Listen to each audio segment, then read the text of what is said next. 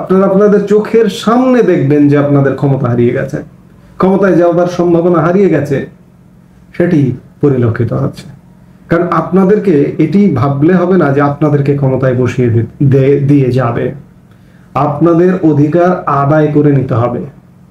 এই যে আপনাদের জোরালো দাবির মুখে প্রধান উপদেষ্টা মোহাম্মদ ইউনূস 16 ডিসেম্বর জাতির উদ্দেশ্যে ভাষণে তিনি নির্বাচনের একটি সম্ভাব্য সময়ের কথা বলেছেন, আগামী 1 থেকে 1.5 বছর। কিন্তু বাস্তবতা হলো এই সময়ের মধ্যেও নির্বাচন হবে না। এই জন্যই সত্যিকার অর্থে সঠিক যে একটা সময় দেওয়া, একটা টাইম ফ্রেম দেওয়া, এটি দেয়নি। বিএনপি কি ইউনূস সরকারের উপর থেকে সমর্থন উঠিয়ে নিচ্ছে? এই প্রসঙ্গটি নিয়ে আমি প্রসঙ্গটি একটি সংবাদের আলোকে, বিবিসি বাংলা একটি সংবাদ দিয়েছে, তার আলোকে তাদের থেকে কনসেপ্ট এবং আমার কিছু মতামত দিতে চাই। বিবিসি বাংলা সংবাদের শিরোনাম করেছে, অন্তর্বর্তী সরকারের প্রতি বিএনপির মনোভাবকে বদলাচ্ছে। বিবিসি বাংলা যেভাবে বিষয়টিকে মনে করছে, ঠিক আমিও মনে করছি যে বিএনপির মনোভাব পাল্টাচ্ছে, কিংবা বিএনপি সমর্থন উঠিয়ে নিতে পারে। বিএনপি ইতিমধ্যে আলামত বুঝে গেছে যে বিএনপিকে ইউনূস সরকার হাতে ধরে ক্ষমতায় বসিয়ে দিয়ে যাবে না। বিবিসি বাংলা তার খবরে বলছে, অন্তর্বর্তী সরকারের প্রতি বাংলাদেশ জাতীয়তাবাদী দল বিএনপি শুরু থেকেই সমর্থন ও আস্থা প্রকাশ করে এলেও নির্বাচনের সুস্পষ্ট সময়সীমা নিয়ে প্রত্যাশা পূরণ না হওয়ায় এখন প্রতিনিয়ত অসন্তোষ জানাচ্ছেন দলটির নেতারা। রাজনৈতিক দলগুলো, বিশেষ করে বিএনপির রোডম্যাপ ঘোষণার তাগিদের মুখে অন্তর্বর্তী সরকারের প্রধান উপদেষ্টা নির্বাচনের একটি সম্ভাব্য সময়সীমা ঘোষণা করেন, কিন্তু তাতে অস্পষ্টতার অভিযোগ তুলে অসন্তোষ প্রকাশ করেন দলটির মহাসচিব। এর আগেও উপদেষ্টাদের কারো কারো বক্তব্যে ক্ষুব্ধ প্রতিক্রিয়া জানাতে দেখা গেছে দলটিকে। উপদেষ্টাদের যেসব বক্তব্য রাজনৈতিক দলগুলো নিয়ে যে ভাষ্য প্রকাশ পেয়েছিল, তাতে বিএনপির প্রতি ইঙ্গিত ছিল বলে মনে করছেন সংশ্লিষ্ট মহল। বাংলাদেশের জাতীয় রাজনীতিতে সব কথা মূলত নির্বাচন ও সংস্কারকে ঘিরে আবর্তিত হচ্ছে। নির্বাচন নাকি সংস্কার, কোনটি অগ্রাধিকার পাবে, এই প্রশ্নই বিভক্ত রাজনৈতিক শক্তিগুলো। বিএনপি ন্যূনতম জরুরি সংস্কার করে নির্বাচনের পক্ষে, আর বৈষম্য বিরোধী আন্দোলনে নেতৃত্ব দানকারীরা জামাত এবং বেশ কিছু রাজনৈতিক দল সংস্কারকে অগ্রাধিকার দেওয়ার পক্ষপাতী। বিএনপির স্থায়ী কমিটির সদস্য আমির খসরু মাহমুদ চৌধুরী বিবিসি বাংলাকে বলেন, ডেমোক্রেটিক অর্ডারে, গণতান্ত্রিক ধারায় দেশটাকে ফিরিয়ে নেওয়া 1 নম্বর প্রায়োরিটি বা অগ্রাধিকার হওয়া উচিত।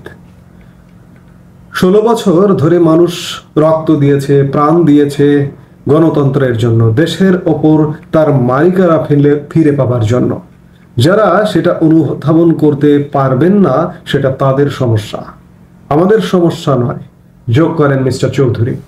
বিএনপির স্থায়ী কমিটির আরেক সদস্য সালাউদ্দিন আহমেদ বলেছেন, এখনো আশা করি আমাদের মতামত আমলে নিয়ে তারা সঠিকভাবে দেশটি পরিচালনা করবে এবং সামনে নির্বাচন অনুষ্ঠিত করবে। অবশ্য সরকারের আইন উপদেষ্টা আসিফ নজরুল বিবিসি বাংলাকে বলেছেন, আওয়ামী লীগ সরকার বিরোধী আন্দোলনে থাকা কোনো পক্ষের সাথেই অন্তর্বর্তী সরকারের বড় ধরনের কোনো মতভেদ হয়েছে এমনটা তারা অনুভব করেন না। বিবিসি যেটি প্রশ্ন করছে, কিংবা আমি যেটি প্রশ্ন করছি, যে বিএনপি তত্ত্বাবধায়ক সরকার অন্তর্বর্তী সরকারের উপর থেকে সমর্থন উঠিয়ে নেবে, সমর্থন কি আসলে উঠিয়ে নিতে পারবে? বিএনপির কি ভয় আছে, শঙ্কা আছে? 1-11 সিচুয়েশন, প্রধান 2 রাজনৈতিক দলকে মাইনাস করবার যে একটি প্রেক্ষাপট তৈরি হয়েছিল, 2 দলেরই প্রধান নেতাদের অ্যারেস্ট করা হয়েছিল, বিচারের আওতায় আনা হচ্ছিল, এই ইউনূস সরকার কি সেদিকেই যাবে? বিএনপি যদি বিরোধিতা করে, যেতে পারে। কিন্তু আজকে অবস্থাটা এমন হয়েছে যে আমি গতকালকের এক বক্তব্যে বলেছিলাম যে ছোট দলের বড় কৌশলে বড় দলগুলো একা হয়ে পড়েছে। আওয়ামী লীগ একা হয়ে এই মুহূর্তে নেই, অস্তিত্বের সংকটে, মানে উপস্থিত নেই। অস্তিত্ব আছে, অবশ্যই আছে, এবং জোরালো ভাবে আছে জনগণের মধ্যে, কিন্তু ফিজিক্যালি উপস্থিত নেই। আর বিএনপি যে নির্বাচনের দাবিতে একাই মাঠে আছে, অন্য কেউ দাবি করছে না নির্বাচন হবার।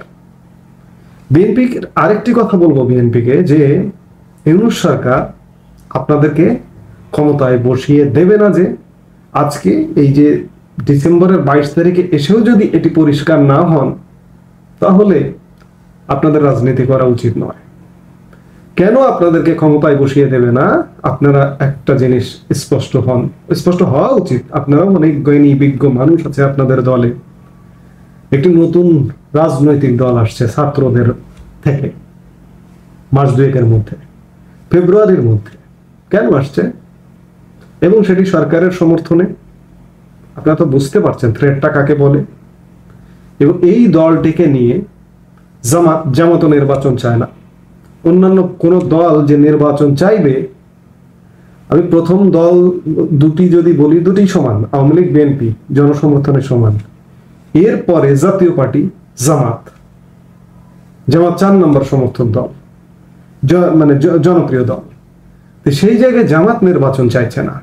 বৈষম্য বিরোধী ছাত্র আন্দোলন নির্বাচন চাইছে না। কেন চাইছে না? এটি তো আপনারা বোঝেন নিশ্চয়ই। চাইছে না এই জন্য যে তারা সময় চায়। একটি রাজনৈতিক দল গঠন করলেও সেটিকে একটু পেলে পুষে সার পানি দিয়ে নার্সিং করে একটু বড় হতে তো সময় লাগে। সেই সময়টা তো বিএনপি আপনারা দেবেন, কারণ আগামীতে তো তারাই ক্ষমতায় আসবার স্বপ্ন দেখছে, স্বপ্নে বিভোর। এখনকার যে অন্তর্বর্তী সরকার, ইউনূস সরকার, তারাও সেই নতুন রাজনৈতিক দলের সাথে যুক্ত আছে। এখনো দলটি আসেনি, যুক্ত আছে কিভাবে বলি, কিন্তু আছে, সমর্থন আছে।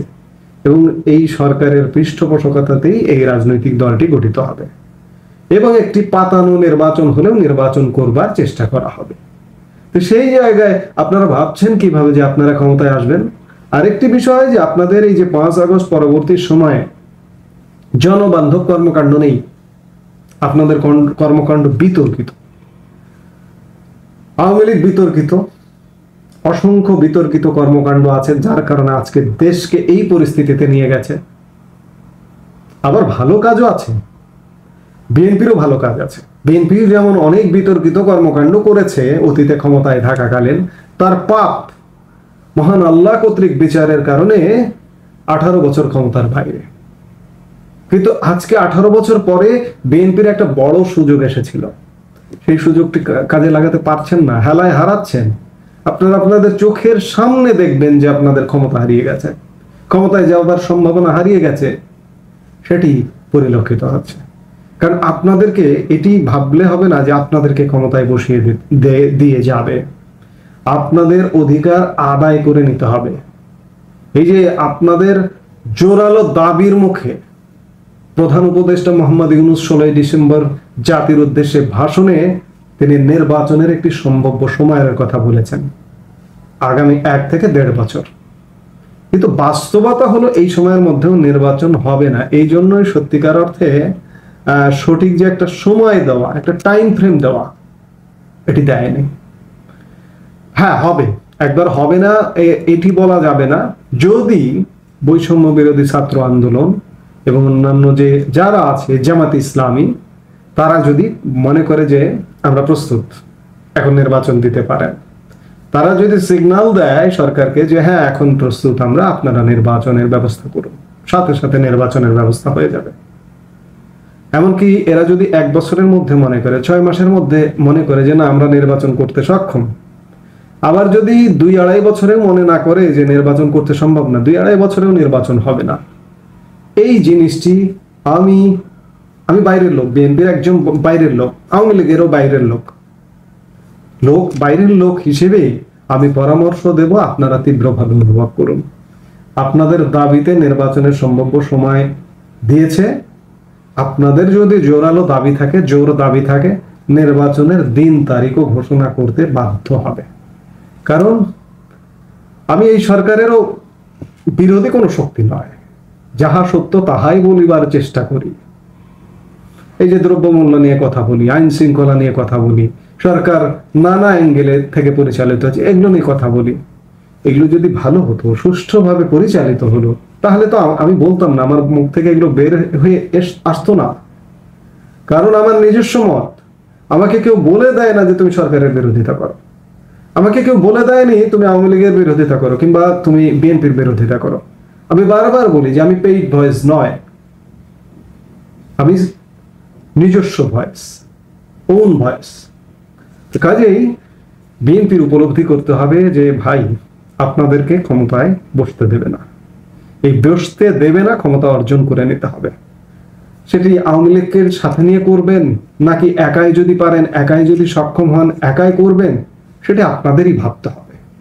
কারণ আপনারা আওয়ামী লীগকে 15.5 বছরে পতন ঘটাতে পারেননি।